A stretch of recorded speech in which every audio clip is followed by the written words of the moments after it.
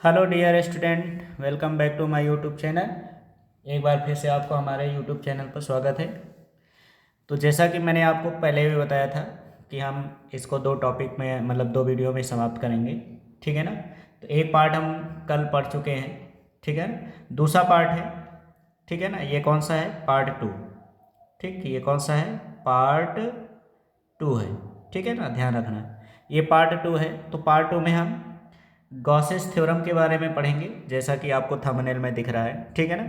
तो Gauss's theorem क्या होती है, इसको जो है अच्छे से पढ़ेंगे, ठीक। वो भी किस में? हिंदी में। हिंदी मीडियम के स्टूडेंट हैं तो उनको, ठीक। तो एक बार फिर से आप लोग जो है वीडियो को लाइक और शेयर कर दीजिए, ठीक। और चलते हैं हम टॉपिक की ओर, ठीक। तो चलिए देखते हैं, समय को ज़्यादा न लेते हुए। तो आज हम आपको बताने वाले हैं गॉस की प्रमेय क्या होती है, ठीक है ना। गॉसेस थ्योरम क्या होती है, तो गॉस की प्रमेय, ठीक। इसके बारे में समझ लेते हैं क्या होती है गॉस की प्रमेय, और फिर इसका निगमन देखेंगे कैसे इसका निगमन होता है, ठीक। तो ये देखिए, ये हो गई गॉसेस थ्योरम यानी कि गॉस की प्रमेय। तो गॉस की प्रमेय क्या होती है, पहले इसके बारे में जान लो। तो गॉस की प्रमेय के अनुसार क्या होता है, इस नियम के अनुसार किसी बंद पृष्ठ से गुजरने वाला कुल वैद्युत फ्लक्स उसके अंदर उपस्थित कुल विद्युत आवेश का 1/ε0 गुना होता है, ठीक है ना। ये थे गॉस की प्रमेय, ठीक। तो गॉस की प्रमेय के अनुसार क्या बता रहे हैं, कोई बंद पृष्ठ होता है, उस बंद पृष्ठ से गुजरने वाला कुल वैद्युत फ्लक्स उसके अंदर उपस्थित जितना आवेश होता है उसका 1/ε0 गुना होता है, जिसका फार्मूला मतलब जो निगमन होकर जो सूत्र आएगा वो क्या होगा, φE = Q/ε0, ठीक। तो ये होती गॉस की प्रमेय। तो जब आपसे केवल गॉस की प्रमेय पूछा जाए तब आप यही बताएंगे, ठीक। और अगर इसका गणितीय रूप पूछ लिया जाए कि गॉस की प्रमेय का गणितीय रूप बताइए, तो गणितीय रूप क्या लिखोगे, ध्यान दीजिएगा, ठीक है ना। गणितीय रूप इसका मैं बता देता हूँ कैसे आपको लिखना है। तो गणितीय रूप में क्या होगा, φE = ठीक है ना, इंटीग्रेट EdA, ठीक है ना। ये इसका क्या होता है, मैथमेटिक्स रूप होता है, गणितीय रूप होता है, ठीक। इस तरह से इसको हम जो है हल कर लेंगे, ठीक। अब देखिए आगे, तो आगे इसका कंडीशंस क्या है इसके बारे में समझ लेते हैं, ठीक है ना। तो अब इसका है प्रूफ, कैसे हम इसको सिद्ध करेंगे। तो माना कोई बिंदु आवेश है Q बंद पृष्ठ A के अंदर किसी बिंदु O पर स्थित है। इस पृष्ठ पर कोई बिंदु P है जो बिंदु O से r दूरी पर है। बिंदु P के परितः एक अल्पांश dA जिसके संगत क्षेत्रफल सदिश जो है dA है। तो बिंदु O पर स्थित आवेश Q के कारण वैद्युत क्षेत्र, ठीक है ना। तो सबसे पहले हम क्या निकाल लेते हैं, वैद्युत क्षेत्र, ठीक। तो वैद्युत क्षेत्र कितना होता है, पहले इसको निकाल लेते हैं, ठीक। तो देखें, तो सबसे पहले आप फिगर देख लीजिए, फिगर कैसे बनाओगे, ठीक। तो ये देखो आपके सामने फिगर ड्रा है, ठीक। तो ये दिया गया है, ठीक। ये कोई बंद पृष्ठ है, ठीक, जैसा कि आपके ने स्टेटमेंट में लिख रखा है, ठीक। ये देखिए क्या लिखा है, माना कोई बिंदु आवेश Q बंद पृष्ठ A के अंदर किसी बिंदु O पर स्थित है। तो किसी बिंदु O पर स्थित है, तो ये देखिए ये कोई बंद पृष्ठ है, ये कोई बिंदु है, और ये आपका आवेश है जो बिंदु O पर स्थित है, ठीक। फिर आगे आपने क्या लिख रखा है, फिर आगे देखो क्या लिखा है, इस पृष्ठ पर कोई बिंदु P है जो बिंदु O से r दूरी पर है। ये देखिए, तो यहाँ पे ये दिया गया है, ये यहाँ से r दूरी पर ये कोई बिंदु P है, ठीक। तो यहाँ पे ये हो गया। तो इस तरह से आप फिगर ड्रा कर लेंगे। ये वैद्युत क्षेत्र हो गया, ये एरिया सदिश हो गया जिसके बारे में मैंने बताया था dA, ठीक है ना। तो यहाँ पे जो ये लिखा हुआ है, ठीक है ना, एरिया सदिश, ये देखो क्षेत्रफल सदिश क्या है, dA, और इसके ऊपर क्या होता है, एरो होता है, ये ध्यान रखना, ठीक है। तो आवेश के कारण वैद्युत क्षेत्र, ठीक। तो ये आपके सामने फिगर है, तो फिगर को अच्छे से बढ़िया से समझ लो, ये दे दिया गया है, ठीक है ना। ये अल्पांश क्षेत्रफल हो गया है जिसका नाम dA है, ठीक है ना। ये एरिया सदिश हो गया, ये वैद्युत क्षेत्र की तीव्रता हो गई, ठीक। तो अब पहले हम इस आवेश Q के कारण वैद्युत क्षेत्र निकाल लेते हैं कि इसका मान कितना होगा, ठीक है ना। तो सबसे पहले वैद्युत क्षेत्र निकाल लेते हैं। तो वैद्युत क्षेत्र की तीव्रता का सूत्र क्या होता है भाई, तो आपको पता है E इक्वल टू होता है 1/4πε0 और फिर क्या होता है Q/r², यही तो होता है ना। तो ये हो जाएगा वैद्युत क्षेत्र की तीव्रता, ठीक। अब इसके बाद थोड़ा सा आपको क्या रखना होता है, हिंदी में लिखना रहेगा, ठीक। तो ये देखिए यहाँ पे लिखा हुआ है, ठीक। तो इसको ध्यान दीजिए कैसे इसको हमें करना है, ठीक। तो क्या लिखा हुआ है, बिंदु P के चारों ओर एक अल्पांश क्षेत्रफल, ठीक है ना। बिंदु P के चारों ओर एक अल्पांश क्षेत्रफल, ठीक है ना, जिसे हम कहाँ से दिखा रहे हैं, DA, ठीक। अल्पांश क्षेत्रफल DA लेते हैं। तो इस अल्पांश क्षेत्रफल से गुजरने वाला वैद्युत फ्लक्स, यानी कितना वैद्युत फ्लक्स गुजर रहा है, तो क्या होता है फाई मतलब लाइन इंटीग्रल, और क्या होता है E.dA, ठीक है ना। अब आपको पता है, मैंने आपको पहले भी सिखा रखा है, कक्षा 11 में आपको डॉट प्रोडक्ट और क्रॉस प्रोडक्ट बताया था। तो अगर आपका A.B जो होता है, इसे हम क्या लिखते हैं, AB cos थीटा, यही तो लिखते हैं ना। तो ये हो गया। तो जब डॉट प्रोडक्ट करेंगे तो d∅ क्या हो जाएगा E.dA cos थीटा, ठीक। अब आपको क्या करना है, E का मान रख देना है, ठीक है ना। तो E बराबर क्या है हमारे पास 1/4πε0 Q/r²। तो इस मान को हमें क्या करना है, यहाँ पे पुट कर देना है। तो ये देखो d∅ हो गया 1/4πε0 Q/r² और dA cos थीटा, ये हो गया, ठीक। अब यहाँ d∅ बराबर क्या होगा, Q/4πε0 को बाहर कर लेते हैं, क्योंकि यहाँ पे आपको पता होना चाहिए, आपको पहले भी बताया गया कि जो घन कोण होता है डी ओमेगा, ये किसके बराबर होता है, तो इसकी वैल्यूज होती है DA cos theta upon r², ठीक। तो DA cos theta upon r² बनाएंगे और इसकी वैल्यूज क्या हो जाती है d ओमेगा। तो d∅ Q/4πε0 d ओमेगा हो गया, ठीक। अब ध्यान दो, जहाँ ओमेगा क्या होती है, घन कोण होती है, ओमेगा को हम क्या कहते हैं, घन कोण के नाम से जानते हैं, ठीक। तो ओमेगा क्या होती है, घन कोण, ठीक। तो आई होप यहाँ तक तो आपको समझ में आ गया होगा, ठीक। अब आगे देखते हैं क्या होता है। तो अगली वैल्यूज हमारी दे दी गई है, ठीक। तो अगला मान हम देखते हैं क्या है हमारा। तो अब क्या लिखा हुआ है, अब पूरे पृष्ठ से निर्गत वैद्युत फ्लक्स, तो पूरे पृष्ठ से कितना वैद्युत फ्लक्स गुजर रहा है इसके बारे में जान लो। तो क्या हो जाएगा, φE line integral 1/4πε0 d omega, ठीक। तो 4πε0 को बाहर कर लेंगे और लाइन इंटीग्रल d ओमेगा, तो लाइन इंटीग्रल d ओमेगा मतलब पूरे जो पृष्ठ का क्षेत्रफल होता है, ठीक है ना, संपूर्ण पृष्ठीय क्षेत्रफल जो होता है d ओमेगा, इसका मान किसके बराबर होता है 4π के, ठीक है ना।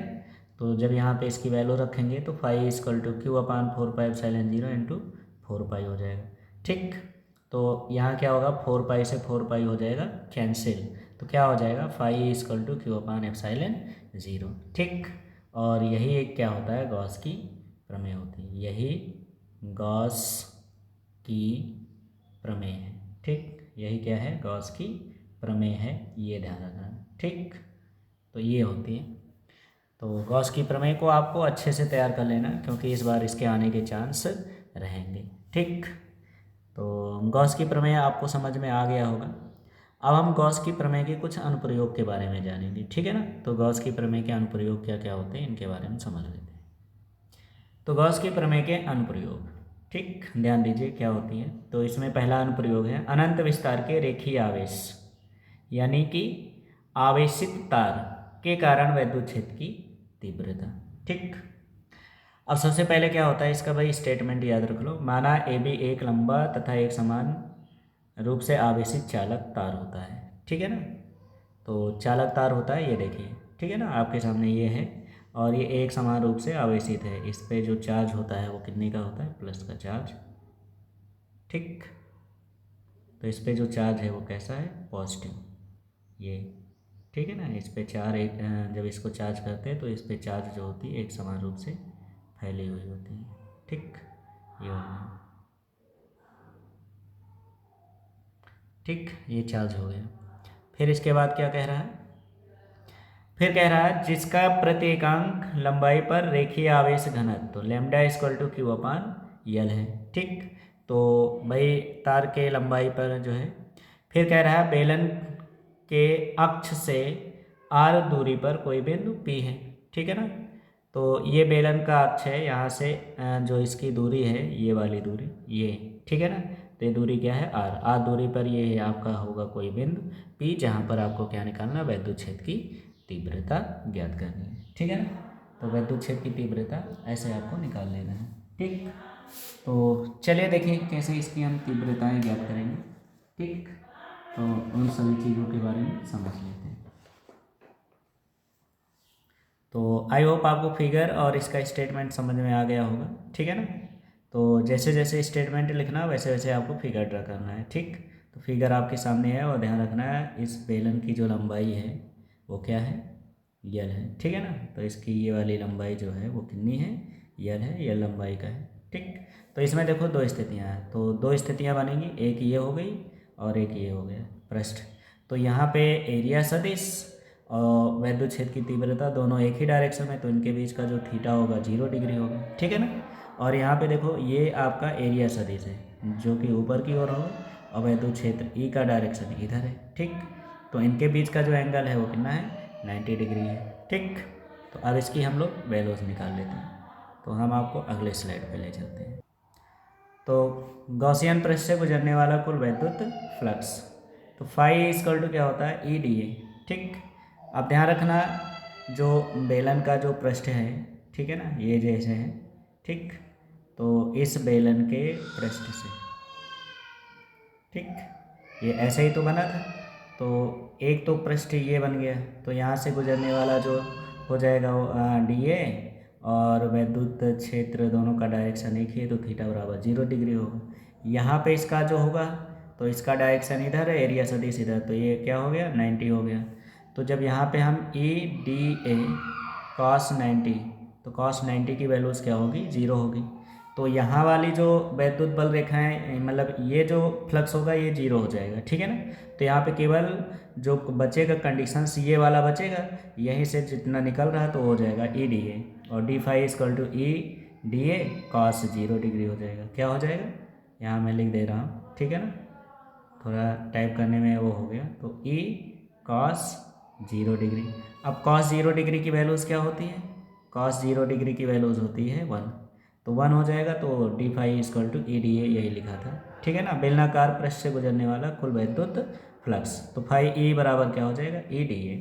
तो हमें किसका मान निकालना है, ई का, तो ई को बाहर कर लेंगे और डी ए का क्या कर देंगे, समाकलन। ठीक है ना, तो अब डी ए का समाकलन यानी कि भाई इधर से और इधर से निकलने वाला फ्लक्स तो 0 है, तो अब फ्लक्स जो निकलेगा इधर से निकलेगा और इधर से निकलेगा। ठीक है ना, तो बस यही तो कितना होगा, तो जितना बेलन का वक्र पृष्ठीय क्षेत्रफल होगा उतने से निकलेगा। तो बेलन के वक्र पृष्ठीय क्षेत्रफल का सूत्र क्या होता है, 2 पाई आर यल।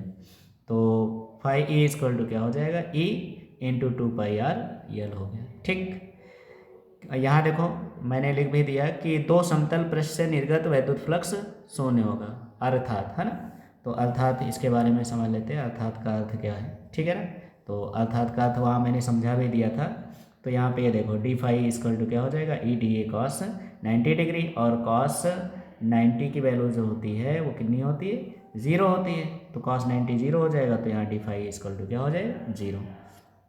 अतः संपूर्ण गॉसियन पृष्ठ से गुजरने वाला कुल वैद्युत फ्लक्स, तो संपूर्ण गॉसियन पृष्ठ से गुजरने वाला अभी मैंने वहाँ बताया ही था, तो फाई इक्वल टू क्या हो जाएगा, ए इंटू 2 पाई आर यल हो गया। ठीक है ना, अब हम किसका प्रमेय पढ़ रहे हैं भाई, गॉस की प्रमेय का अनुप्रयोग लगा रहे हैं। तो गॉस की प्रमेय के अनुप्रयोग में क्या होता है भाई, प्रमेय हमने बताया है, तो फाई इक्वल किसके बराबर होता है, क्यू अपान एप्सिलॉन 0, तो जहाँ फाई ए लिखा है इसकी जगह इसकी वैल्यूज रख देंगे, तो क्या हो जाएगा, Q upon epsilon 0 E D E 2 pi R L हो गया। ठीक, अब हमें यहाँ ई का मान निकालना है। ठीक है ना, तो ई का मान निकालना है तो आपको करना क्या है भाई, कि यहाँ जो क्यू की वैल्यूज़ होती, जैसे अभी हमने आपको बताया था कि लैम्डा इक्वल टू क्या होता है, क्यू अपान यल होता है। ठीक, तो हमें यहाँ क्यू का मान निकाल के रख दिया है, तो क्यू इक्वल टू क्या होता है, तो यहाँ देखो फिर से, तो क्यू इक्वल टू क्या बताया था मैंने, जब इसको तिर्यक गुणा करोगे तो क्या हो जाएगा, लैम्डा इंटू यल हो जाएगा। ठीक है ना, तो क्यू के प्लेस पे क्यू का मान रख दिया गया, लैम्डा यल अपान एप्सिलॉन 0। ठीक है ना, इंटू क्या हो जाएगा, ए 2 पाई आर यल। ठीक है ना, तो एक यल से आपका जो यल हो जाएगा वो क्या हो जाएगा, कैंसिल। तो हमें तो ए का मान निकालना, तो 2 पाई आर इधर पक्षांतर कर दो, तो ए इक्वल टू हो जाएगा lambda upon 2 pi epsilon 0 into R. और यही होता है अनंत विस्तार के रेखीय आवेशित चालक तार में वैद्युत क्षेत्र की तीव्रता। तो ये डेरिवेशन भी आता है, तो इम्पॉर्टेंट है, ध्यान रखना। ठीक है ना, तो चलते हैं अगली स्लाइड की ओर। ठीक, तो भाई अगला टॉपिक आ गया है अनंत विस्तार के समरूप आवेशित कुचालक चादर या प्लेट पर वैद्युत क्षेत्र की तीव्रता। ठीक है ना, या वैद्युत क्षेत्र।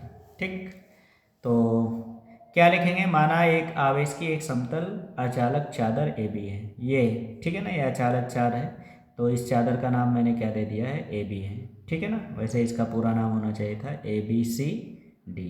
ठीक, ये हो जाएगा, तो यहाँ बना देना, चादर का नाम जो है वो क्या है, ए बी सी डी। ठीक, जिस पर आवेश का पृष्ठ घनत्व प्रति एकांक क्षेत्रफल पर विद्यमान आवेश सिग्मा इक्वल टू क्या होता है, क्यू अपान ए। तो जो आवेश पृष्ठ घनत्व होता है वो होता है ना, इस समतल चादर के निकट आ दूरी पर। तो इस समतल चादर के निकट आ दूरी पर, यानी इसकी बात कर रहे हैं, ये दूरी है आर।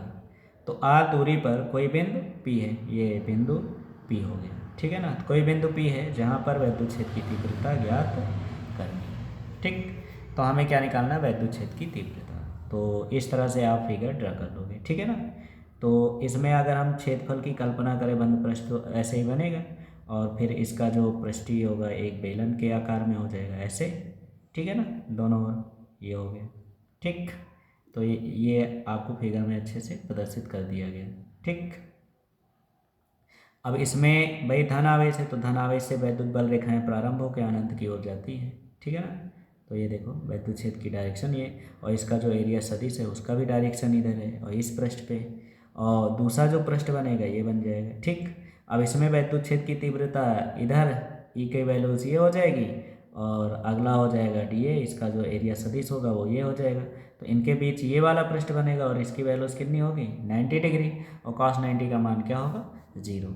तो यहाँ पे इसकी वैल्यूज तो कितनी स्थितियाँ बन रही, 3, बट इसका मान 0 हो जाएगा, तो इसको हम ना प्रदर्शित करके फिर सीधे से इसी के लिए निकाल लेते हैं। तो आइए देखते हैं इसका अगला टर्म।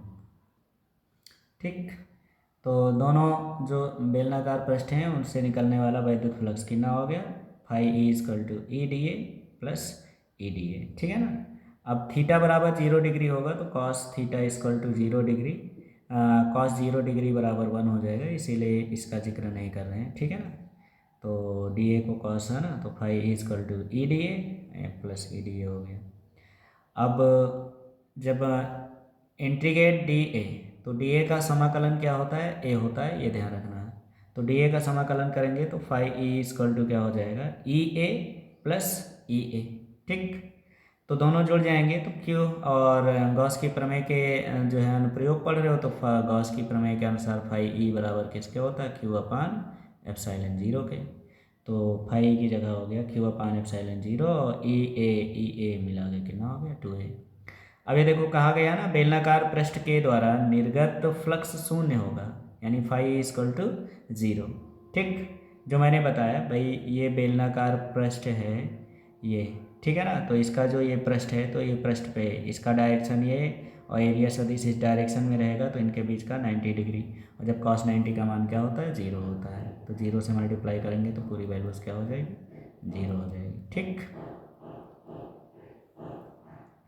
तो यदि चादर का पृष्ठ आवेश घनत्व तो सिग्मा है, तो सिग्मा के बारे में मैंने आपको बताया ही था। ठीक है ना, तो भाई सिग्मा इक्वल टू क्या बताया था, क्यू अपान ए, और यहाँ से क्यू की वैल्यू जब निकालेंगे तो क्या हो जाएगा, सिग्मा इंटू ए हो जाएगा। ठीक, तो सिग्मा इंटू ए हो जाएगा, तो क्यू के प्लेस पे क्यू सिग्मा इंटू ए हो गया, अपान एप्सिलॉन 0 हो गया, इक्वल टू कितना हो गया, 2 हो गया। ठीक, और यहाँ से हमें ए का मान निकालना, तो 2a इधर पक्षांतर कर दो, तो पहले तो ए से ए को कैंसिल कर देना यहाँ। ठीक है ना, तो तो अब 2 को इधर पक्षांतर कर देना, तो E इक्वल टू हो जाएगा सिग्मा अपान 2 एप्सिलॉन 0। ठीक, तो ये है हमारी समतल चादर के कारण वैद्युत क्षेत्र की तीव्रता। ठीक, अब समतल चादर के कारण वैद्युत क्षेत्र की तीव्रता के कुछ अनुप्रयोग हैं जिनके बारे में हम पढ़ेंगे। ठीक, क्योंकि पूछा जाता है और वो ज़्यादातर MCQ में आ जाते हैं, तो MCQ या शॉर्ट आंसर में आ जाते हैं। ठीक, तो उनके बारे में हम लोग समझ लेते हैं कैसे हमें उन्हें करना है और किस प्रकार इसको जो है अच्छे से डिफाइन करना है। तो मैं आपको जो है अच्छे से बता दे रहा हूँ और इसी तरह आपको करना है। ठीक, तो चलते हैं अगले स्लाइड पर। तो क्या लिखा है, अनंत विस्तार के समरूप आवेशित चालक प्लेट के कारण वैद्युत क्षेत्र की तीव्रता। ठीक, ये हो गया। तो स्टेटमेंट में मैंने लिख दिया है माना, ठीक है ना। अब इसको आप अच्छे से समझ लीजिए। तो स्टेटमेंट लिखा, माना अनंत विस्तार का एक समतल आवेशित चालक प्लेट, ठीक है ना। तो ये देखिए, ये कोई चालक प्लेट हो गई, यहाँ देखिए, ठीक है ना। ये है कोई चालक प्लेट, ये हो गई। ठीक, ये है चालक प्लेट। ठीक, जिसके पाए पृष्ठ का आवेश घनत्व सिग्मा है, ठीक है ना। तो यहाँ पे जो होगा ये सिग्मा, ठीक, ये ऐसे दिखाते हैं। तो बाह्य पृष्ठ पर आवेश घनत्व क्या है, सिग्मा है। यानी ये जो आपका पृष्ठ है, इनका जो बाह्य आवेश घनत्व है वो क्या है, सिग्मा है। ठीक, और ये आपका प्लेट फर्स्ट हो जाएगा, ये प्लेट सेकंड हो गया, ठीक है ना। और इस पर भी धन आवेश है और इस पर भी क्या है, धन आवेश है। तो इस तरह से इनको आप प्रेजेंट कर देना। ठीक, फिर क्या लिखा है, जिसके कारण सीधी दूरी r पर, अब इस प्लेट से r दूरी पर, ये दूरी r है, ठीक है ना। तो r दूरी पर ये है कोई बिंदु P, जहाँ पे आपको क्या करना है, वैद्युत क्षेत्र की तीव्रता ज्ञात करनी है। तो इसी बिंदु पर हमें क्या निकालना है, वैद्युत क्षेत्र की तीव्रता। तो भाई देखो, अगर हम इस प्लेट P1 की बात करें तो प्लेट P1 ये फर्स्ट नाम दिया गया। तो यहाँ से अगर हम वैद्युत क्षेत्र, तो धन आवेश है, और मैंने आपको बताया कि धन आवेश से वैद्युत बल रेखाएं प्रारंभ होकर कहाँ समाप्त होती हैं, अनंत पे समाप्त होती हैं, ठीक है ना। तो इसका जो डायरेक्शन E1 हो जाएगा, और ये आपका प्लेट P2 है, तो इसके कारण भी वैद्युत क्षेत्र की तीव्रता जो होगी धन आवेश, तो धन आवेश अब इधर हमें निकालना है, तो इसका भी हो जाएगा, तो इसका भी डायरेक्शन क्या हो गया, E2 हो गया। तो अब यहाँ पे अगर हम देखें तो दोनों के डायरेक्शन क्या है, एक ही दिशा में है। अब आपका E1 और E2 एक ही दिशा में है, तो इनके बिंदु P पर जो परिणामी तीव्रता होगी, ठीक है ना। अगर हम बात करें किसकी, परिणामी तीव्रता की, तो परिणामी तीव्रता यानी E इक्वल टू जो होगा वो क्या होगा, E1 प्लस E2 हो जाएगा। ठीक, तो सबसे पहले हमें क्या करना है, फर्स्ट और सेकेंड प्लेट पर वैद्युत क्षेत्र की तीव्रता निकाल लेते हैं, ठीक है ना। तो चादर, यहाँ क्या लिखोगे, चादर फर्स्ट पर, ठीक है ना, वैद्युत क्षेत्र की तीव्रता अभी अभी हमने आपको प्रूव करके दिखाया था। तो वैद्युत क्षेत्र की तीव्रता क्या बताया था भैया, तो E बराबर सूत्र आया था, तो इसको हम E1 से प्रेजेंट करेंगे। तो E1 इक्वल टू क्या होगा, सिग्मा अपान 2 एप्सिलॉन 0, यही तो आया था ना। और फिर हम चादर सेकंड पे निकाल लेंगे, चादर सेकंड पर वैद्युत क्षेत्र की तीव्रता। तो यहाँ पे वैद्युत क्षेत्र की तीव्रता कितनी हो जाएगी, इसके बारे में भी समझ लेते हैं, ठीक है ना। तो वैद्युत क्षेत्र की तीव्रता यानी कि E2, अब E2 इक्वल टू क्या हो जाएगा, तो इसकी वैल्यूज भी यही होगी, सिग्मा अपान एप्सिलॉन 0। ठीक, तो ये हो गए। अब हमें क्या निकालना है, परिणामी। तो परिणामी के बारे में मैंने बताया कि भाई E1 और E2 दोनों के डायरेक्शन एक ही दिशा में है, इसलिए परिणामी वैद्युत क्षेत्र की तीव्रता जो होगी वो क्या होगी, E बराबर E1 प्लस E2। ठीक, अब इनके मान यहाँ पे रख देते हैं। तो E इक्वल टू क्या हो जाएगा, तो ये हो जाएगा सिग्मा अपान 2 एप्सिलॉन 0 और प्लस सिग्मा अपान 2 एप्सिलॉन 0। तो दोनों के हर बराबर ही हैं, तो अंश क्या होगा, जुड़ जाएगा। तो E इक्वल टू हो जाएगा 2 सिग्मा अपान 2 एप्सिलॉन 0। तो 2 से 2 क्या हो जाएगा, कैंसिल। तो E इक्वल टू जो होगा वो क्या होगा, सिग्मा अपान एप्सिलॉन 0। ठीक, तो अगर आपकी जो प्लेटें हैं अगर वो धनावेशित हैं, तो इस स्थिति में जो वैद्युत क्षेत्र की तीव्रता होगी वो दूरी होगी, ठीक है ना। और अगर ऋणावेशित हो, ठीक है ना, तो ऋणावेशित होगी तो वैद्युत क्षेत्र की तीव्रता भी इसी की दिशा में होगी। ठीक, ये ध्यान रखना। तो अब यहाँ से अगर हम देखें, ठीक, अगर आप यहाँ पे देखो तो फार्मूले के अकॉर्डिंग इसको पहले हम क्या करते हैं, घेरा बना देते हैं, ठीक।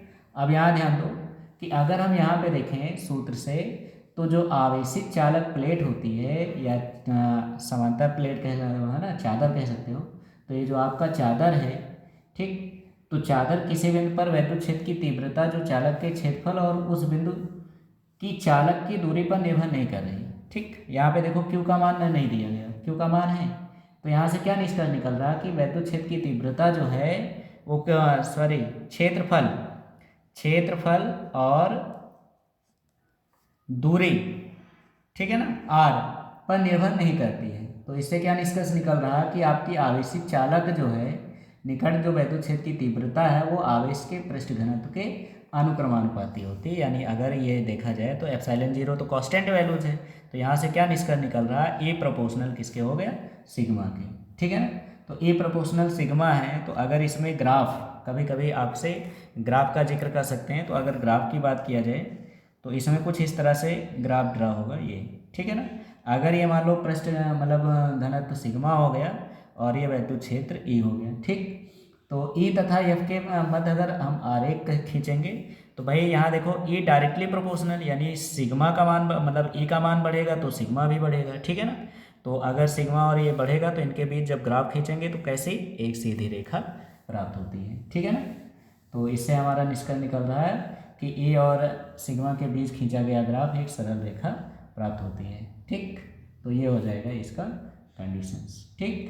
तो इनको ध्यान रखना और इससे पूछा जाने वाला कोई भी क्वेश्चंस आ सकता है, ठीक।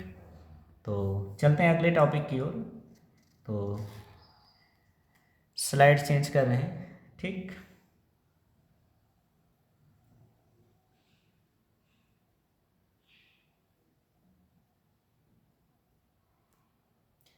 तो चलिए ध्यान दीजिए, अगला स्लाइड पे आ चुके हैं, ठीक।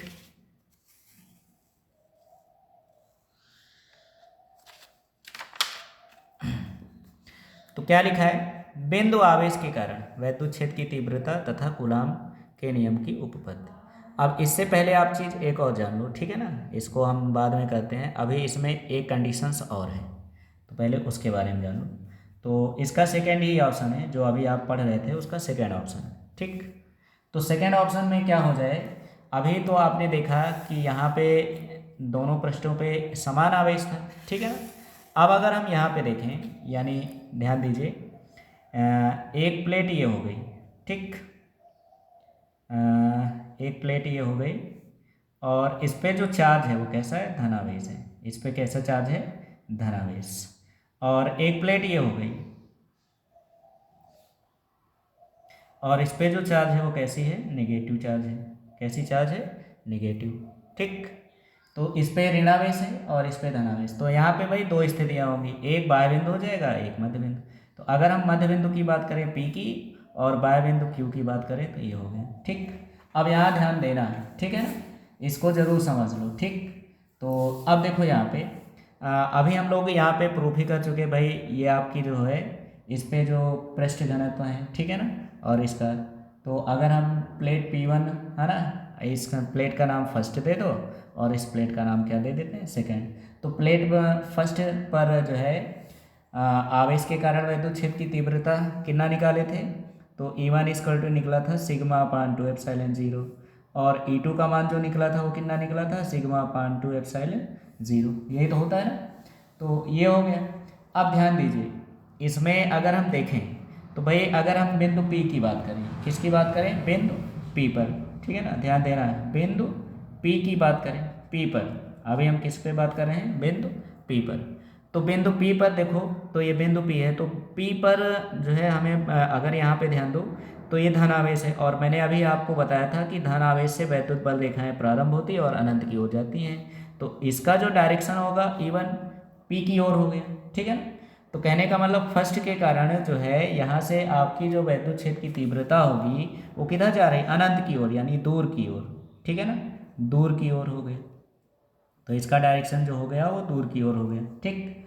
और इसके बाद अगर हम यहाँ पे बात करें प्लेट E2, तो भाई ऋण आवेश है, और ऋण आवेश में हमने आपको क्या बताया था कि अनंत से चलकर वैद्युत बल रेखाएं जो होती हैं वो आवेश पे आके क्या होती हैं, समाप्त हो जाती हैं। तो इसका डायरेक्शन क्या हो जाएगा, E2 भी इसी डायरेक्शन में हो जाएगा, ठीक है ना। तो अब यहाँ पे हमारा क्या निष्कर्ष निकल रहा है, हम देख रहे हैं कि बिंदु P पर जो E1 और E2 हैं दोनों क्या हैं, समान दिशा में हैं, और जब दोनों समान दिशा में हैं तो जो परिणामी तीव्रता होगी, परिणामी तीव्रता, ये ध्यान दीजिए, परिणामी तीव्रता जो होगी वो क्या होगी, E = हो जाएगा E1 + E2, और जब इनके मान रखेंगे तो हो जाएगा σ/2ε0 प्लस σ/2ε0। तो इसको जब जोड़ेंगे तो हो जाएगा 2σ/2ε0, तो 2 से 2 कैंसिल हो जाएगा। तो यहाँ पे वैद्युत क्षेत्र की तीव्रता होगी जो वो क्या होगी, σ/ε0। ठीक, ये आपका मान निकल आया। ठीक, तो ये कहाँ पे निकल के आया, बिंदु P पर हो गया। ठीक, अब यहाँ से आ जाओ Q पे, ठीक है ना, ये तो P पे था। अब अगर हम Q की बात करें तो बिंदु Q पर, बिंदु Q पर, बिंदु Q पर आ जाओ, Q पर समझ लेते हैं। तो अगर हम Q की बात करें तो देखो इस पे धन आवेश है, ठीक है ना, तो धन आवेश, तो भाई इसका जो डायरेक्शन, अब बिंदु P Q इधर है तो इसका तो डायरेक्शन इधर ही होगा, तो E1 का डायरेक्शन तो इधर ही हो गया, ठीक है ना। बट देखो हमारी जो चार्ज है ये ऋण आवेश है, तो मैंने बताया कि भाई ये क्या होती, अनंत से प्रारंभ होके और आवेश पे, तो भाई इसका डायरेक्शन जो होगा वो इधर E2 की ओर, आवेश की ओर होगा ना, तो आवेश की ओर होगा तो इसका डायरेक्शन E2 इधर की ओर होगा। जबकि हमें निकालना Q पर है। अब Q पर तो हम देख रहे हैं कि भाई फर्स्ट प्लेट के कारण E1 जो है बाहर की ओर है और E2 अंदर की ओर, यानी दोनों की दिशाएं क्या हो गई, E1 और E2, E1 और E2 जो हैं वो क्या है, विपरीत हैं। किस दिशा में, विपरीत दिशा में है, और विपरीत दिशा में है तो जाहिर सी बात है क्या होंगे, माइनस होगा। ठीक, तो यहाँ पे हमारी जो परिणामी वैद्युत क्षेत्र की तीव्रता होगी वो E बराबर हो जाएगा E1 - E2। अब E1 का मान रखोगे तो σ/2ε0 और माइनस σ/2ε0, तो यहाँ से E की वैल्यू जो होगी वो क्या होगी, 0 हो जाएगी, ठीक है ना। तो यहाँ पे जब विपरीत दिशा में होंगे तो विपरीत दिशा में वैद्युत क्षेत्र कितना होगा, 0 हो जाएगा। ठीक, तो ये ध्यान रखना है। ठीक, अब चलते हैं हम अगले स्लाइड की ओर। ठीक, तो अब जो होगा ये इस चैप्टर का लास्ट हेडिंग रहेगा, ठीक है ना, तो ये ध्यान देना। ठीक, तो ये हो गई, आपके सामने आ गया है, तो इसके बारे में हम लोग समझ लेते हैं। किसी बिंदु आवेश के कारण वैद्युत क्षेत्र की तीव्रता तथा कूलाम का नियम। ठीक, तो सबसे पहले क्या करते हैं, एक फिगर ड्रा कर लेते हैं। ठीक, तो फिगर इस बार हम आपको आर्टिफिशियल दिखाते हैं। ठीक, तो आर्टिफिशियल फिगर ये देखिए, ये हो गया कोई गोला। ठीक, ये है आपका क्या, कोई भाई गोली चालक है। ठीक, तो इस गोली चालक के कारण हम लोग ये हो गया। अब इसका जो सेंटर पॉइंट हो जाए, ठीक है ना, क्या हो जाए, सेंटर पॉइंट ये हो गया, तो इसका सेंटर पॉइंट जो है वो क्या है, O है। ठीक, इसको हम किससे प्रेजेंट कर देते हैं, O से। कहाँ गया हमारा पेन, ये हो गया, तो इसका जो केंद्र है वो क्या हो गया, O हो गया। ठीक, अब इसके बाद जो हमने आपको बताया था भाई, ठीक, कि भाई इस बिंदु से R दूरी पर, ठीक है ना, टेढ़ा हो गया, इसको फिर से खींच देते हैं, तो इसको यहाँ से हटा दो और ये आ गया, ठीक है ना। तो इस बिंदु से ये देखिए, ये हो गई आपकी दूरी, तो R दूरी पर यहाँ पे कोई बिंदु P है, ये हो गया। ठीक, तो इसका जो गॉसियन पृष्ठ होगा वो यही हो जाएगा। ठीक है, तो ये हो गया, तो गॉसियन पृष्ठ ये हो गया। तो यहाँ पे वैद्युत क्षेत्र की तीव्रता, ठीक है ना, क्योंकि ये आवेश Q है, तो भाई Q आवेश से वैद्युत बल रेखाएं अनंत की हो जाती है, तो ये हो गया। और ये बिंदु P पे गॉसियन पृष्ठ है, तो इसका जो एरिया सदिश होगा यानी कि DA, ये भी इसी डायरेक्शन में रहेगा, ठीक है ना, और ये E हो गया। तो दोनों की दिशाएं क्या हैं, एक ही दिशा में है, और जब दोनों की दिशाएं एक ही दिशा में हैं तो यहाँ पे थीटा इक्वल टू कितना होगा, 0 डिग्री हो जाएगा। यहाँ पे थीटा इक्वल टू कितना हो जाएगा, 0 डिग्री हो जाएगा। ठीक, तो चलिए हम इसको हल कर लेते हैं। तो अब इसको देखिए, ठीक है ना, फिगर आपको समझ में आ गया है। अब इसको हम यहाँ पर देखिए कैसे सॉल्व करते हैं। ठीक, तो इसका सोल्यूशन आप समझ लीजिए। चलिए देखिए, तो स्टेटमेंट क्या लिखना है आपको पता ही है, फिर मैं बोल दे रहा हूँ, ध्यान दीजिए। क्या लिखोगे, माना कोई बिंदु आवेश है, ठीक है ना, माना कोई बिंदु ओ है और जिस पर आवेश Q स्थित है, ठीक, जिसके कारण r दूरी पर, यानी यहाँ से इसका जो डिस्टेंस है वो क्या है, r दूरी पर कोई बिंदु P है जहाँ पर विद्युत क्षेत्र की तीव्रता ज्ञात करनी है, ठीक। तो इतना आपको लिखना है, ये चित्र बना लेना है, ठीक। चलो आओ देखो अब इसके बारे में, ठीक। तो सबसे पहले हम क्या निकालेंगे भाई, जो आपका अल्पांश क्षेत्रफल है, ठीक है ना, तो यहाँ लिखोगे अल्पांश क्षेत्रफल, अल्पांश क्षेत्रफल, क्षेत्रफल डी ए से गुजरने वाला, से गुजरने वाला, गुजरने वाला वैद्युत फ्लक्स, वैद्युत फ्लक्स, ये हो गया, ठीक। तो गुजरने वाला वैद्युत फ्लक्स कितना होगा, तो यहाँ पे हो जाएगा D phi E equal to, क्या फार्मूला होता है भैया, ई डॉट डी ए हो जाएगा, ठीक। अब हम यहाँ लिखेंगे, आता है संपूर्ण पृष्ठ से निर्गत, से निर्गत विद्युत फ्लक्स, या गुजरने वाला कुछ भी लिख देना, विद्युत फ्लक्स, ठीक।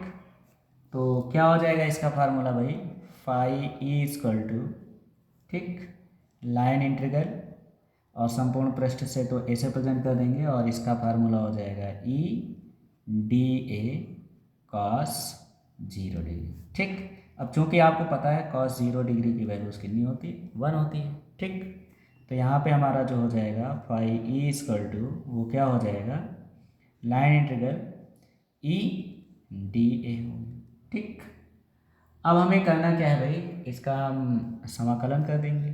तो इसका समाकलन यानी इसका संपूर्ण पृष्ठीय क्षेत्रफल जो गोले का होगा डी ए, इसका मान कितना होगा, 4 पाई आर स्क्वायर होता है। तो जब यहाँ पे मान रखेंगे तो फाई ई इक्वल टू हो जाएगा ई, और इसकी वैल्यूज कितनी हो जाएगी, 4 पाई आर स्क्वायर हो गया, ठीक। अब चूंकि हम प्रमेय किसका लगा रहे हैं, गॉस की प्रमेय, तो फाई ई बराबर मैंने आपको बता रखा है क्या होता है, क्यू अपान एप्सिलॉन 0, ठीक।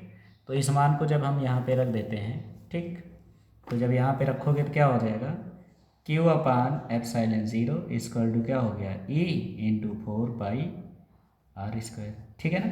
तो ऐसा करो, ई का मान निकालना तो इसको इधर पक्षांतर कर दियो, तो ई इक्वल टू क्या हो जाएगा, 1 अपान 4 पाई एप्सिलॉन 0, 4 पाई को इधर इसके साथ कर लिए तो एप्सिलॉन 0, और इनटू क्या हो जाएगा, क्यू अपान क्या हो गया, आर स्क्वायर। और अगर ध्यान दिया जाए तो ये काहे का सूत्र आ गया, ये वैद्युत क्षेत्र की तीव्रता का सूत्र है। किसका तीव्रता है, वैद्युत क्षेत्र की तीव्रता। तो क्या लिखा, बिंदु आवेश के कारण वैद्युत क्षेत्र की तीव्रता। तो अगर आपसे केवल वैद्युत क्षेत्र की तीव्रता की बात करेंगे तो आप लोग वैद्युत क्षेत्र की तीव्रता यानी यहीं पर क्या कर देंगे, छोड़ देंगे, ठीक है ना। अब हमें जो निकालना है गॉस की प्रमेय, वो कूलाम का नियम, ठीक है ना, कूलाम के नियम की उपपत्ति करना है। तो अभी हमें थोड़ा सा और आगे चलना है, ठीक। तो थोड़ा से और आगे में देखो करना क्या है। अब यहाँ पे फिगर में देख लो, अगर इस बिंदु पे हम रख दें क्या, कोई भी परीक्षण आवेश Q0 रख देते हैं, क्या रख दें, Q0, ठीक है। तो Q0 रख दिए तो भाई एक आवेश ये हो गया, तो ये हो गया। तो पहले तो ये वैद्युत क्षेत्र में स्थित है, तो यहाँ पे आप लिखोगे धन परीक्षण आवेश, धन परीक्षण आवेश Q0 पर वैद्युत क्षेत्र के कारण, वैद्युत क्षेत्र के कारण लगने वाला बल, लगने वाला बल। तो वैद्युत क्षेत्र के कारण कितना बल लग रहा है वो निकाल लेते हैं। तो भाई हमें पता है F इक्वल टू क्या होता है, Q0 इंटू ई हो जाएगा, ठीक।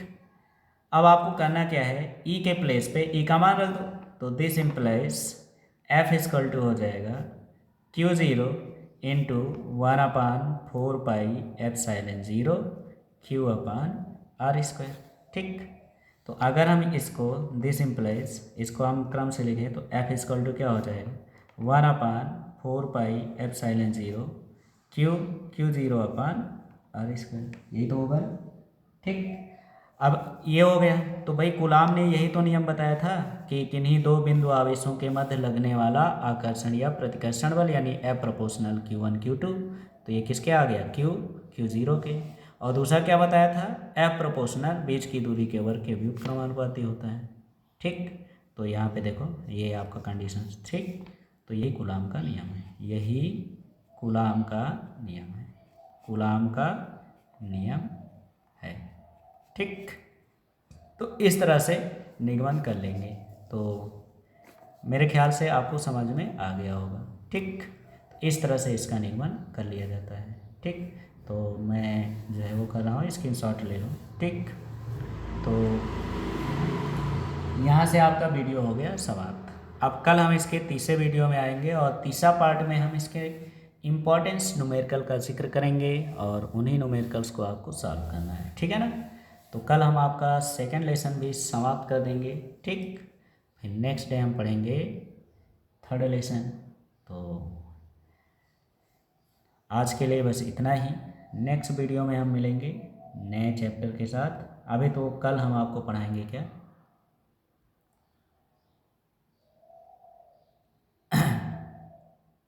न्यूमेरिकल्स। ठीक, तो कल न्यूमेरिकल्स पढ़ाएंगे। बस आज के वीडियो में इतना ही। तो वीडियो अगर आपको हेल्पफुल लग रही है तो आप लोग कमेंट ज़रूर करें और लाइक भी किया करें, और जहाँ पे भी कुछ समझ में नहीं आ रहा उसको ज़रूर आप बताएं। ठीक है ना, तो आज के लिए बस इतना ही, मिलते हैं कल के वीडियो में।